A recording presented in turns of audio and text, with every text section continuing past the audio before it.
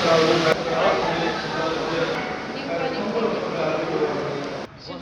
प्राधिकरणका श्रीमान महानिर्देशकज्यूहरू,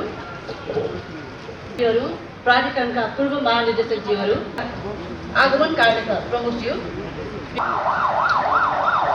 प्राधिकरणको 2023 को समग्र प्रगतिको विस्तृत विवरणभन्दा पूर्व आज यस रजत जयन्ती महोत्सवको अवसरमा नेपाल नागरिक उड्डयन प्राधिकरणले विगत 25 वर्षको यात्रामा हासिल गरेको केही महत्त्वपूर्ण तथ्यलाई सार संक्षेपमा प्रस्तुत गर्न चाहन्छु।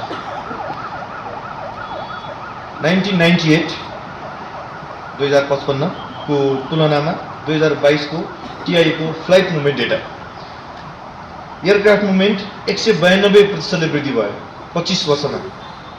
प्यासेन्जर मुभमेन्ट 364% वृद्धि छ।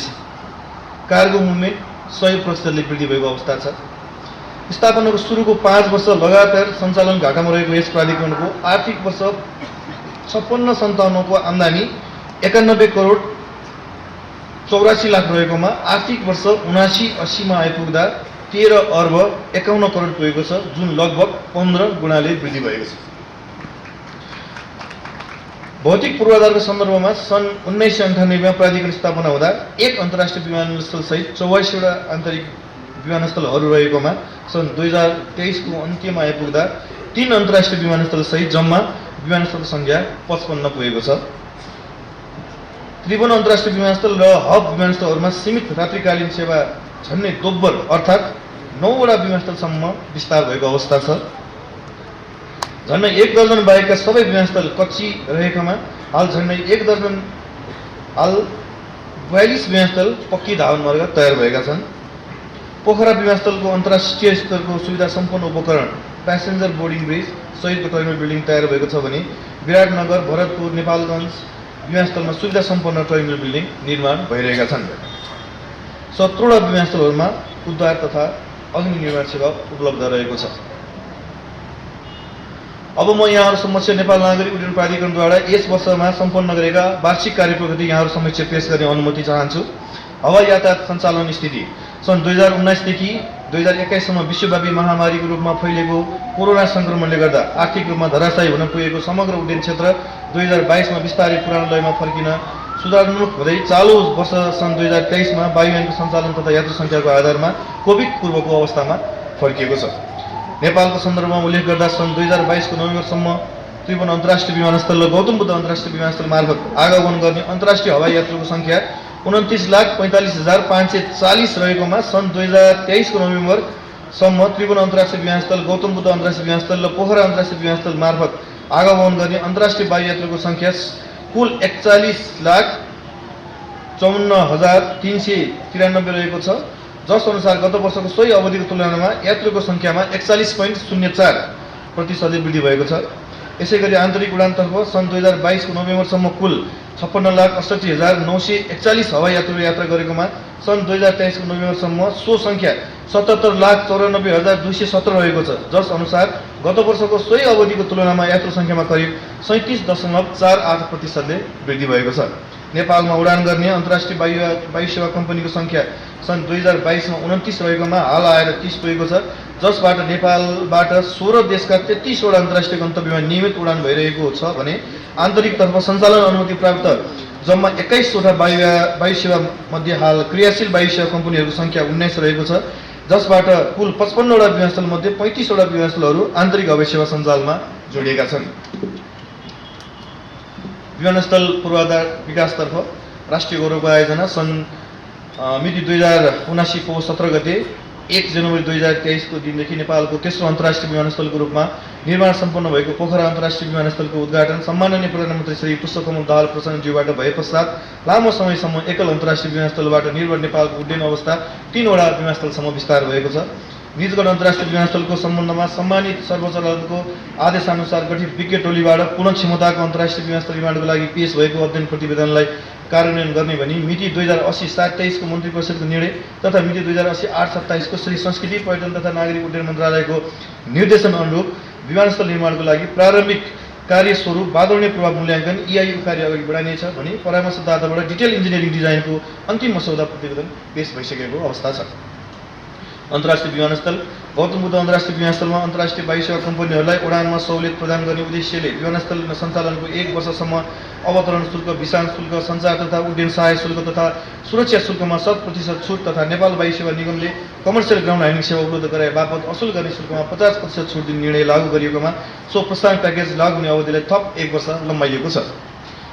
2080 जेठ 17 देखि 20 सम्मको अवधिमा सम्माननीय प्रधानमन्त्री पुष्पकमल प्रचण्डजीको औपचारिक भारत भ्रमणका क्रममा गौतम बुद्ध अन्तर्राष्ट्रिय विमानस्थलमा जडित ILS सञ्चालनमा ल्याउने र अन्य प्राविधिक विषयहरूमा समेत प्राविधिक टोलीसहित थप छलफल र अध्ययन गर्ने सहमति भएको छ। पोखरा अन्तर्राष्ट्रिय विमानस्थलमा उडान गर्ने अन्तर्राष्ट्रिय वायु सेवा कम्पनीहरूलाई प्रोत्साहन गर्ने उद्देश्यले विमानस्थल सञ्चालनको 1 वर्ष अवतरण शुल्क, विसान शुल्क, सञ्चार तथा उड्डयन सहायक शुल्क तथा सुरक्षा शुल्कमा 100% छुट तथा नेपाल वायु सेवा निगमले कमर्सियल ग्राउन्ड ह्यान्डलिङ सेवा उपलब्ध गराए बापत असुल गर्ने शुल्कमा 50% छुट दिने निर्णय लागू गरिएको छ। त्रिभुवन अन्तर्राष्ट्रिय विमानस्थलको कुरो योजना बमोजिम विमानस्थलको सीमित क्षेत्रफललाई अधिकतम उपयोग गरी विमानस्थलको क्षमता अभिवृद्धि गरी कार्यलाई प्राथमिकता दिई क्षमता विस्तार कार्यहरू अघि बढाइएको छ। नेपाल सरकारको सेयर लगानी र प्राधिकरणको आन्तरिक स्रोतबाट विमानस्थलको उत्तरतर्फ करिब 18वटासम्म अन्तर्राष्ट्रिय वायुयान विसान गर्न सकिने वायुयान विसान क्षेत्र र ट्याक्सीको निर्माण कार्य जारी रहेको छ।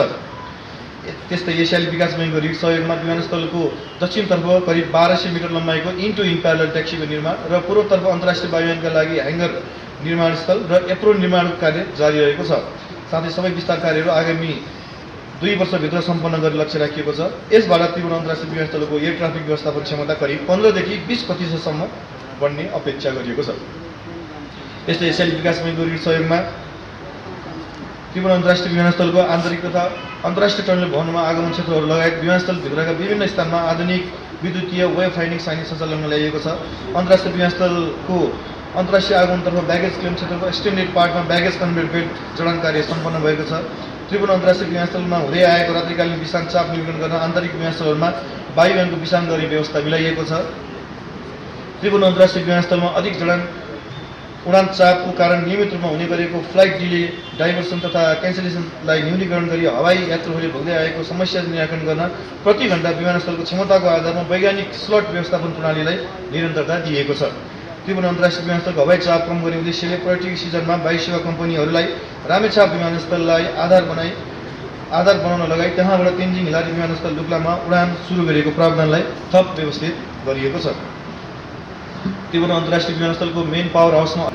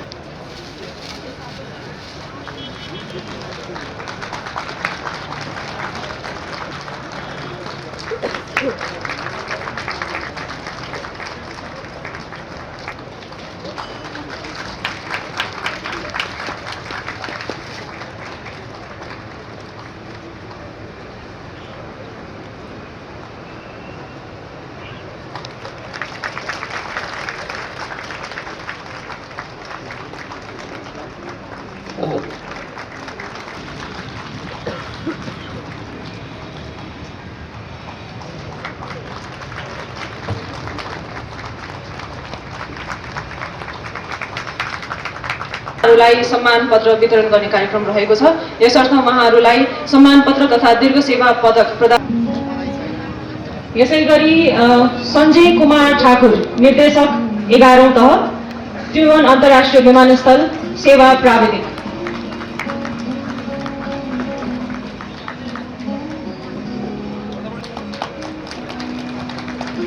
यसैगरी तीज बहादुर पौडेल उपनिर्देशक 10औं तह त्रिभुवन अन्तर्राष्ट्रिय विमानस्थल सेवा प्रशासन।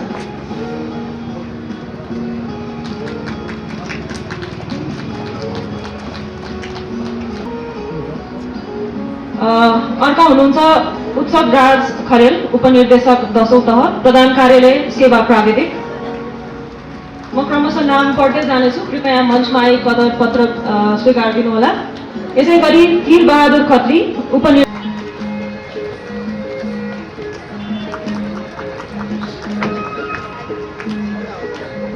सेवा प्राविधिक रहेको छ उहाँको पनि। भीमदत्त पन्त प्रबन्धक जनकपुर नागरिक उड्डयन कार्यालय। धन्यवाद। देश र इतिहासको निम्ति 25 वर्ष केही पनि होइन, तर मान्छेको जीवनमा 25 वर्ष लामो समय हो। जो अधि महानिर्देशकज्यूले पूर्व डिजीहरूको नाम वाचन गर्दाखेरि पनि मलाई अनुभूति भयो। 25 वर्षको यो अवधिमा धेरै बागमतीमा पानी बग्यो, धेरै मन्त्रीहरू फेरिए, धेरै महानिर्देशकहरू फेरिए, तर संस्था आफ्नो गतिमा, आफ्नो ओजमा, आफ्नो गरिमामा अडिग रहेर अवस्थित छ र यहाँसम्म ल्याइपुर्याउनको निम्ति सरकारी संस्थाको तर्फबाट, प्राइभेट सेक्टरको तर्फबाट गर्नुभएको योगदान संस्था र महानुभावहरूप्रति हार्दिक धन्यवाद र आभार व्यक्त गर्न चाहन्छु।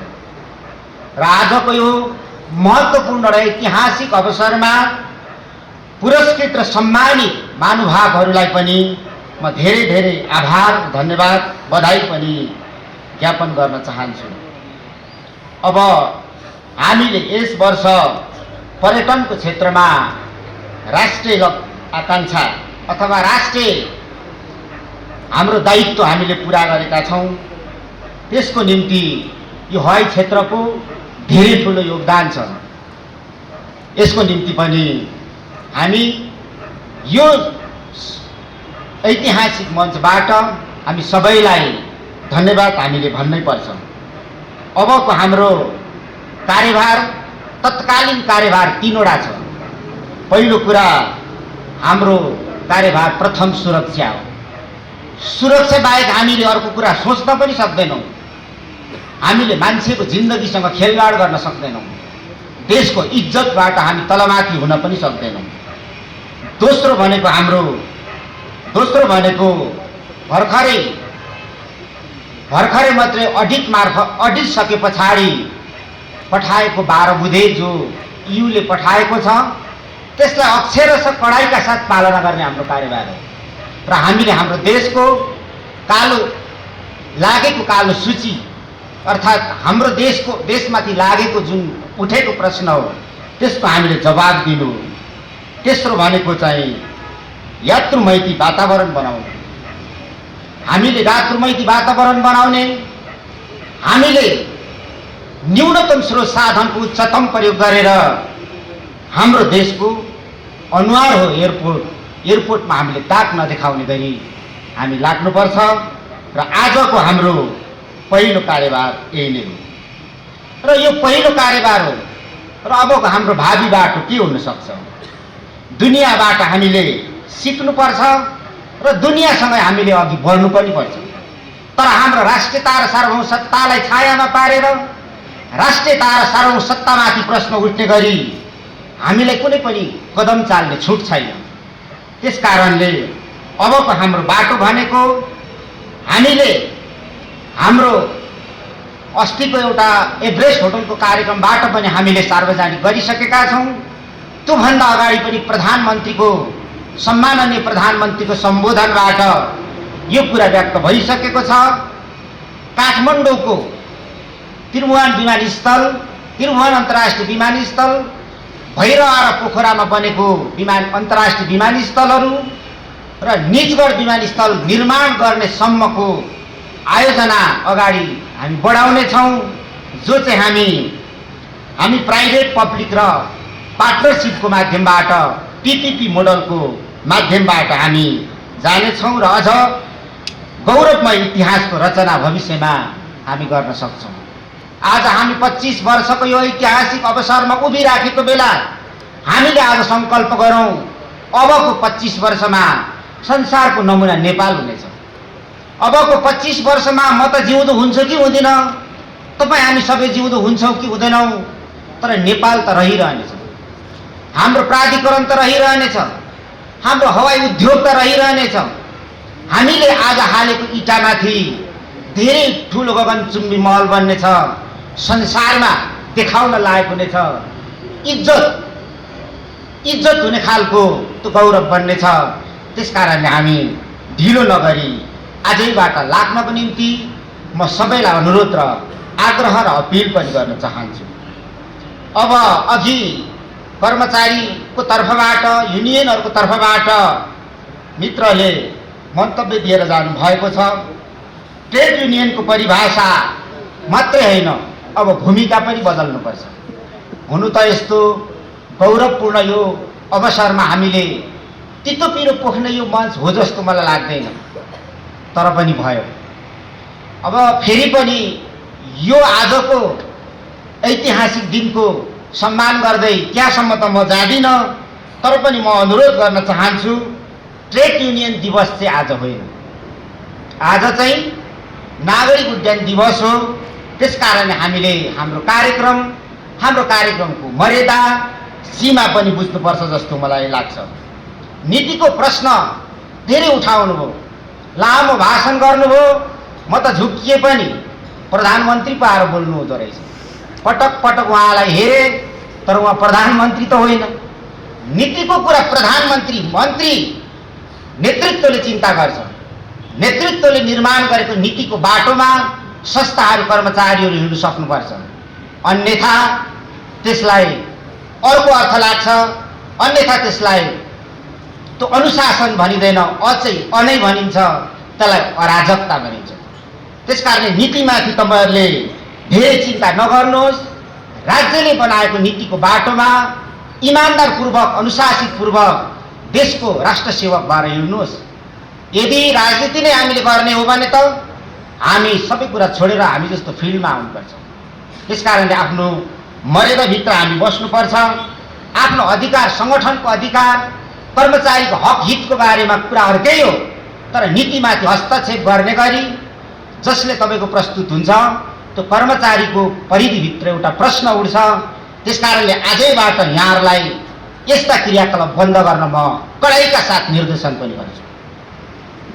अब आफ्नो स्थानमा हामीले बस्न सिक्नु र जान्नुपर्छ, किनभने भगवान त आफ्नो स्थानमा बस्छ। त्यही कारणले त हाम्रो पनि प्रधानमन्त्री होला, मन्त्रीहरू होला र विभागहरू होला। भगवानको पनि आफ्नो आफ्नो विभाग छ। भगवानले त एक्लै के गर्नु सक्दैन। देवीको विभाग शक्ति हो, सरस्वतीको विभाग पैसा हो, सरस्वतीको विभाग विद्या हो, लक्ष्मीको विभाग पैसा हो, ब्रह्माको विभाग सृष्टि हो। विभाग मिचेर भगवान त अगाडि बढ्दैन भने कसरी हामी अगाडि बढ्न सक्छौँ? त्यसकारणले भगवानभन्दा माथि, विधान विधिभन्दा माथि, नेता नेतृत्वभन्दा माथि, देशभन्दा माथि हामी कोही पनि छैनौँ। देशले कोरेको बाटोमा, नेतृत्वले कोरेको बाटोमा, निर्माण गरेको बाटोमा हामी हिँड्नु सक्नुपर्छ भन्ने अनुरोध पनि म यहाँहरूलाई गर्न चाहन्छु। र अब खालि यहाँ के भन्ने वायु सेवा निगमको बारेमा बिना प्रसङ्ग बढी किन कुराहरू उठ्छन्? के तपाईँहरू नीति निर्माता हो? जानुहोस्, आन्दोलन गर्नुहोस्, प्रधानमन्त्रीसँग डेलिगेसन गर्नुहोस् र अनुमति लिएर आउनुहोस्। वायु सेवा निगम राख्ने कि नराख्ने भन्ने यो सरकारको निर्णयको कुरा हुन्छ। यसमा त अझै राष्ट्रिय सहमतिको कुरा हुन्छ। पटक पटक तपाईँहरू किन वायु सेवा निगमको कुरा उठाउनुहुन्छ यहाँ? हो, त्यो सच्चिनुपर्छ, सुधार्नुपर्छ, विकास गर्नुपर्छ, हामीलाई पनि थाहा छ। तर वायु सेवा निगमले ग्राउन्ड ह्यान्डलिङ लिने कि नलिने भन्ने प्रश्नमा किन तपाईँहरू ठुलो ठुलो धुवा उडाउनुहुन्छ? यो देशमा कोकोलो गर्नुहुन्छ, आजदेखि बन्द गर्नुहोस्। यो प्रधानमन्त्रीको सरकारको कुरा हो, देशका सबै ठुलो राजनीतिक दलहरूको सरकारको कुरा हो। वायु सेवा निगम अहिले चाहिन्छ, त्यसलाई बचाउनको निम्ति ग्राउन्ड ह्यान्डलिङ चाहिन्छ। यही नै हो बटम लाइनको कुरा। भोलि अर्को निर्णय नभइन्जेलसम्म, अन्यथा यहाँले यस विषयमाथि कुरा उठाउनु भयो भने त्यो नेतृत्वमाथि, नीतिमाथिको हस्तक्षेप हुन जान्छ। त्यो सही हुँदैन। आजको दिनदेखि अन्त पूर्ण विराम हुनुपर्छ। सधैँ यही कुरा उठ्छ, सधैँ यही कुरा उठ्छ। किन उठिरहन्छ यी कुरा? यो कुरालाई नउठाउनको निम्ति म गम्भीरताका साथ तपाईँहरूलाई म निर्देशन गर्छु। अन्यथा यति गरेर पनि तपाईँले उठाउनु भएछ भने त्यो राम्रो हुँदैन भन्ने कुरा तपाईँले बुझ्नु होला। वायु सेवा निगमको जीवनै ग्राउन्ड ह्यान्डलिङ छ त। डुबो त अब मैले डुबाएको आएर, कसै एउटा नेतृत्वले आएर डुबाएको हो। हुनुपर्छ त हामी पनि राम्रो हुनुपर्छ। हामी हुन सकेका छैनौँ। सच्याउँ, त्यसको पुनर्संरचना गरौँ। या विधि विधानमा के समस्याहरू हुन्छन् तिनीहरू सच्याउला। तर नीति र नेतृत्वभन्दा माथि गएर जब तपाईँहरूले कुराहरू उठाउनु भने यो राम्रो हुँदैन भन्ने कुरा कडाइका साथ म भन्न चाहन्छु। र अन्तमा आज सन् 2024 नयाँ वर्षको पुरानो वर्षको अन्तिम दिन र नयाँ वर्षको सुरुवात हुन लागेको छ। सबैलाई म शुभकामना दिन चाहन्छु। हामी अजम्बरी कोही छैन। पृथ्वीमा हामी पुरापुरी 100 वर्षभित्रको कन्ट्याक्ट लिएर आएका मान्छेहरू हौँ। हामीले यो 100 वर्षभित्रमा धेरै काम गर्नु छ। हामीले नयाँ नयाँ कामहरू गर्नु छ, नयाँ नयाँ उन्नति र प्रगतिको ढोकाहरू खोल्नु छ र हामी एकजुट हौँ, हामी नफुटौँ, हामीले हाम्रो नीतिको आधारमा हिँडौँ, सिस्टममा बसौँ। पक्का पनि हाम्रो विजयलाई, हाम्रो उन्नतिको बाटोलाई कसैले पनि रोक्न सक्ने छैन। सबैलाई फेरि पनि एकचोटि यो 25औं वर्षको अवसरमा धेरै धेरै शुभकामना व्यक्त गर्दै मेरो भनाइ अन्त गर्दछु। धन्यवाद।